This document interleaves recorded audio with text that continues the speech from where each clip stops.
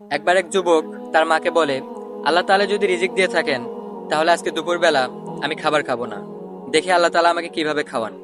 তার মা থেকে দুপুরবেলা খাবার খাওয়ার জন্য বারবার জোর করতেছিল। যুবক একটা সময় রাগ হয়ে বাড়ি থেকে বের হয়ে চলে যায়। তার মা খাবারটা নিয়ে তার পেছনে পেছনে যেতে শুরু করে।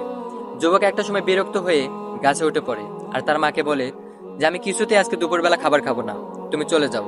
তার মা খাবারটা নিয়ে গাছের নিচে অপেক্ষা করতে করতে একটা সময় বিরক্ত হয়ে তাকে বলে, তুমি খাবারটা খেয়ে নিও। তার মা বাড়িতে চলে যায়।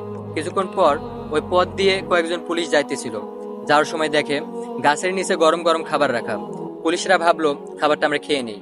তখন একজন পুলিশ বলল যে এমনও তো হতে পারে যে ডাকাতরা খাবারের মধ্যে বিষ মিশিয়ে এখানে রাখছে ডাকাতি করার জন্য।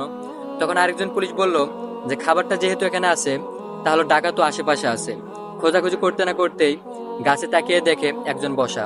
তাকে গাছ থেকে নামিয়ে বলে, খাবারটা তুমি খাও। তখন সে বলে যে আমি কিছুতে এই খাবারটা খাবো না। তখন পুলিশের সন্দেহ আরো বেড়ে গেল। তখন পুলিশরা তাকে পেটানো শুরু করলো। একটা করে বাড়ি দেয় আর সে খাবার খায়। এভাবে সবটুকু খাবার তাকে খাওয়ালো।